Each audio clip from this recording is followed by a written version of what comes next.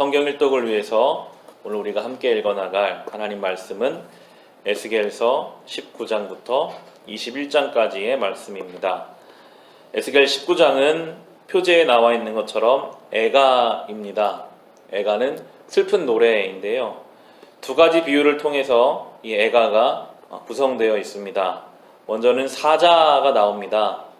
사자가 이방 민족에 의해 잡혀가는 내용이 나오는데 여기서 말하는 사자는 이스라엘의 왕을 뜻합니다.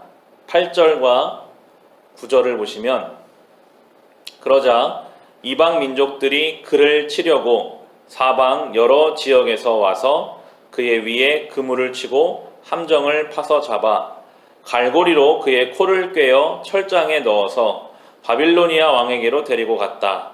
그들은 그의 으르렁대는 소리가 다시는 이스라엘의 모든 산에 들리지 않게 그를 감옥에 가두었다라고 나오고 있습니다. 왕의 위엄을 가진 사자가 영적으로 무너져가고 있는 이스라엘 땅에서는 이제 이방 민족에 의해서 잡혀서 바벨론에 끌려가는 그 내용을 보여주고 실제로 이스라엘 왕이 이렇게 끌려가는 내용들이 나오게 되고요. 19장 후반부에는 포도나무 비유가 나오면서 포도나무가 불에 타는 내용이 나옵니다. 결국은 영적으로 무너져 가고 있는 이스라엘의 그 현실에 대해서 보여주면서 슬픈 노래, 너무나 슬픈 현실이다라고 말하고 있습니다. 성경은 우리에게 늘 이야기합니다. 영적으로 무너지는 그 삶은 현실적으로도 무너질 수밖에 없는 안타깝고 슬픈 현실을 맞이하게 될 것이라고 우리에게 말씀해 주십니다.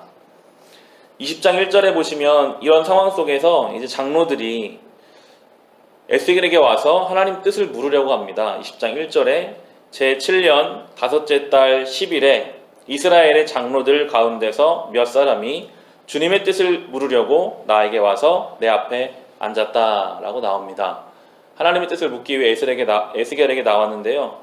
하나님은 그것을 반가워하지 않으십니다. 3절을 보시면 사람아 너는 이스라엘의 장로들에게 이야기하고 그들에게 전하여라. 나 주 하나님 말한다. 너희가 나의 뜻을 물으려고 와 있느냐? 내가 나의 삶을 두고 맹세한다. 나는 너희가 묻는 것을 허락하지 않겠다. 나 주 하나님의 말이다 하고 말하여라 라고 하시면서 물으러 온 그 장로들에게 대답을 안 주시겠다고 말씀하십니다.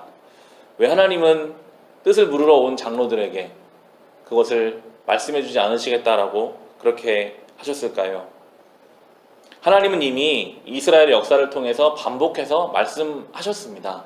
하나님 뜻대로 살아야 되는 것이고 그렇게 하지 않았을 때 어떤 결과가 올 것인가를 이미 이스라엘 역사 가운데 다 말씀해 놓으셨다라고 하시면서 5절부터 8절까지 보시면 20장 5절부터 8절에 너는 주 하나님께서 이렇게 말씀하신다 하고 그들에게 일러주어라. 내가 옛날에 이스라엘을 선택하고 야곱 집의 자손에게 손을 들어 맹세하고 이집트 땅에서 나 자신을 그들에게 알려주고 그들에게 손을 들고 맹세할 때에 내가 그들의 주 하나님이라고 일러주었다.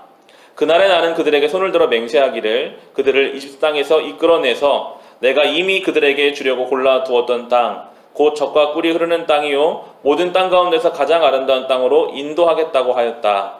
내가 또 그들에게 일러주었다. 각자 눈을 팔게 하는 우상들을 내던지고 이집트의 우상들로 그들 자신을 더럽히지 말라고 하였다. 나는 주 그들의 하나님이라고 말하였는데도 그들은 나에게 반역하고 나의 말을 들으려고 하지 않았다. 어느 누구도 그들을 현혹시키는 우상들을 내던지지 않았고 이집트의 우상들도 버리지 않았다. 그래서 나는 이집트 땅의 한복판에서 그들 위해 나의 진노를 쏟아부어 그들에게 나의 분노를 풀겠다고 말하였다 라고 하시면서 이미 하나님이 이스라엘 역사 가운데 말씀하셨고 말씀을 듣지 않을 때 어떻게 될 것인지를 다 가르쳐 두셨기 때문에 지금에 와서 하나님 뜻이 어디 있는지 물을 필요가 없다라고 그들에게 대답하고 계시는 것입니다.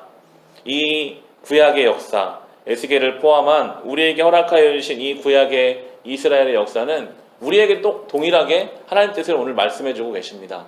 우리는 주님의 뜻을 궁금해하지만 이미 성경에 다 나와 있어요. 하나님이 말씀으로 우리를 구원하셨고 그 말씀대로 순종하며 살면 하나님의 복이 임할 것이라고, 그렇지 않으면 하나님이 그 가운데 징계를 내려서라도 그들을 무너뜨려서라도 돌아오게 하실 것이니 주님 말씀을 늘 듣고 순종하라 라고 오늘 우리에게도 말씀해 주고 계십니다.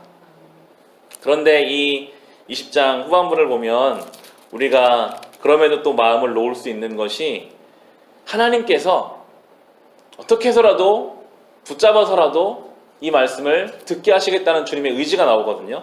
33절을 보시면 33절에 내가 나의 삶을 두고 맹세한다.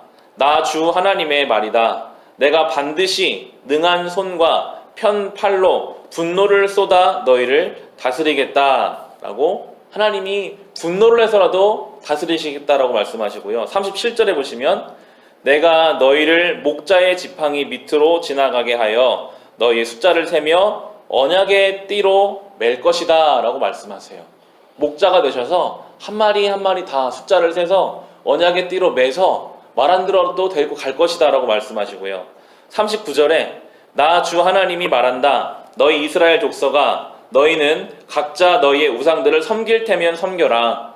너희가 지금은 내 말을 듣지 않으나 이 다음에 다시는 너희의 온갖 예물과 우상 숭배로 나의 거룩한 이름을 더럽히지 않을 것이다 라고 하시면서 하나님이 어떻게 해서든지 돌아오게 하시겠다라고 또 이스라엘 백성을 향해서 말씀하고 계십니다.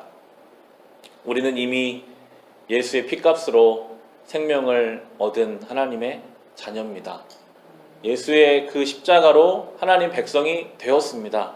오늘 이 말씀은 우리를 향한 말씀입니다. 하나님이 반드시 그 언약의 띠로 우리를 매시겠다.